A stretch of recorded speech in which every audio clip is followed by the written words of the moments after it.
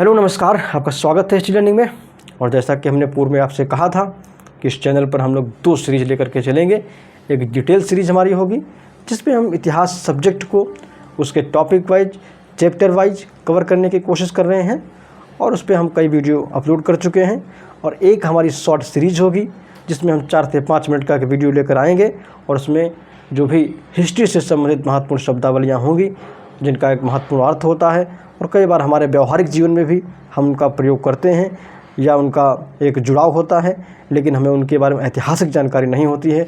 तो मैंने ये तय किया है कि हम एक एक करके वो सारी शब्दावलियाँ आपके सामने लाएंगे और वो बहुत छोटे एक वीडियो में होंगी और जिससे आपको देखने में भी कोई असुविधा नहीं होगी। आप जब चाहें, आप खाना बना रहे हैं, आप आराम कर रहे हैं, आप जब भी कहीं रास्ते में हैं, जब भी 2 से 4-5 मिनट का आपको समय मिले आप उसको वीडियो प्ले करके तुरंत सुन लें। और 2-3 बार जब आप ऐसा करेंगे तो सारी आपके जेहन में एक प्रकार से घुल मिल जाएंगी और फिर आप देखेंगे आपके पास एक पर्याप्त ज्ञान का भंडार इकट्ठा हो रहा है जो दैनिक जीवन से संबंधित है। कई बार बातचीत में, हमारे व्यवहार में उन चीज़ों का प्रयोग होता है और वो चीज़ें कहीं ना कहीं हमको सुनने या पढ़ने को मिलती रहती हैं। तो उसी सीरीज़ में आज हम पहला वीडियो लेकर के आए हैं और हमने ये शुरुआत मध्यकालीन भारतीय इतिहास से की है और जल्दी ही हम लोग मॉडर्न इंडिया की तरफ बढ़ेंगे और वहाँ पर जो भी महत्वपूर्ण टेक्नोलॉजी होंगी उनका एक एक करके अध्ययन करेंगे। तो आज हमने जो 2 शब्द चुने हैं उनमें पहला शब्द हमारा है, एक शब्द है गाजी का। गाजी क्या होता है और इसका क्या अर्थ है और इनका क्या कोई महत्व योगदान था। तो गाजी, इसका अर्थ होता है विधर्मियों का कत्ल करने वाला। विधर्मियों, और ये विधर्मी शब्द जो है ये गैर इस्लामिक लोगों के लिए प्रयोग होता है। तो गाजी का अर्थ होता है विधर्मियों का कत्ल करने वाला। ये गाजी जो लोग होते थे ये सुल्तान की सेना में स्वयंसेवक की तरह भर्ती होते थे। कहने का मतलब ये है इन्हें राज्य की तरफ से किसी प्रकार की कोई सैलरी नहीं मिलती थी, इन्हें खुम्स में हिस्सा मिलता था। ये खुम्स क्या होता था? ये एक प्रकार से लूट का माल होता था। जब सुल्तान की सेना किसी क्षेत्र पर हमला करती थी तो उस क्षेत्र में जो लूट खसोट करती थी, लूटपाट करती थी, तो वहाँ पर जो उसको माल मिलता था उसी को खुम्स कहा गया है। और इन गाजियों को उसे खुम्स में से एक निश्चित हिस्सा मिलता था।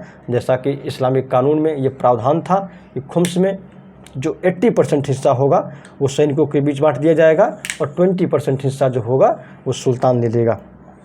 तो ये गाजी जो हैं इन्हें खुम्स में हिस्सा मिलता था।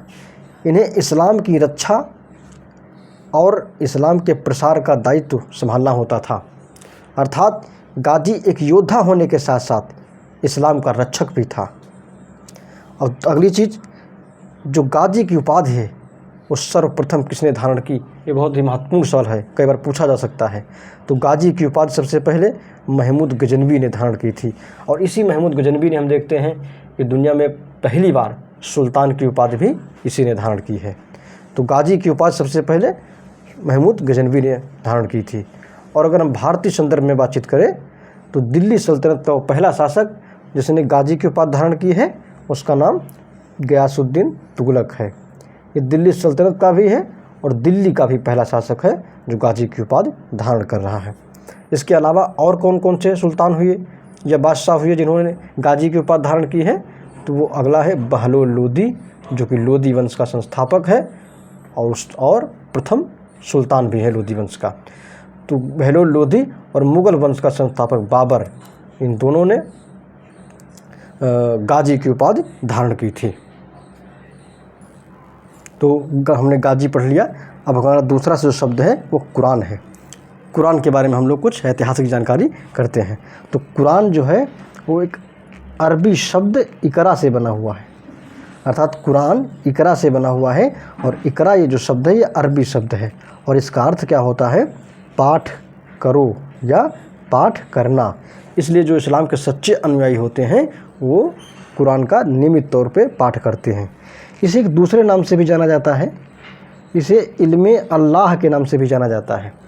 जिस तरह हिंदू धर्म में वेदों को ईश्वर की वाणी माना गया है उसी प्रकार से कुरान को इस्लाम में ईश्वर के शब्दों का दर्जा प्राप्त है। अर्थात ये ईश्वरीय ज्ञान है या दैवीय ज्ञान इसे माना जाता है। तो कुरान का एक और नाम है, इसे इल्मे अल्लाह के नाम से भी जाना जाता है। इसमें कुल 114 सूरा या अध्याय हैं। इस सूरा शब्द जो है श्लोक या फिर अध्याय या सूक्तियों की तरफ इशारा करता है, या इसका साम्यता उसी की तरफ होती है। अर्थात इस्लाम में 114 सूरा या 114 सूक्तियाँ या 114 अध्याय हैं। और इस्लाम की रचना 622 से 27 ईस्वी पूर्व में मदीना में होती है। कभी अगर आपसे ये सवाल पूछ दे कि इस्लाम में कुरान की रचना कहाँ हुई है, तो कुरान की रचना मदीना में 622 से 27 ईस्वी पूर्व में हो रहा है। और कौन कर रहा है इसका संकलन? अबू बकर कर रहे हैं। ये कौन है? ये मोहम्मद साहब के उत्तराधिकारी और उनके एक प्रकार से शिष्य हैं। और चूँकि मोहम्मद साहब तो पढ़े लिखे थे नहीं, तो मोहम्मद साहब को कहते हैं उन्होंने जो बोला और अबू बकर ने उसको लिख दिया है। अर्थात इसका संकलन अबू बकर ने किया है, किंतु जो कुरान की वाणी है वो मोहम्मद साहब की है। अर्थात मोहम्मद साहब को याद था और मोहम्मद साहब ने उसको बोल दिया है और अबू बकर ने उसको लिखित रूप प्रदान कर दिया है। और इस्लामिक राज्यों में कुरान ही संविधान है। अर्थात इस्लामिक राज्यों में ये माना जाता है कि राज्य बाद में है, धर्म पहले है। इसलिए इस्लामिक राज्य कुरान को ही संविधान के रूप में दर्जा देते हैं। तो जी आज हम 2 शब्दावली हमने देखी, और नेक्स्ट वीडियो में हम लोग अगली शब्दावली के बारे में बातचीत करेंगे। Thank you.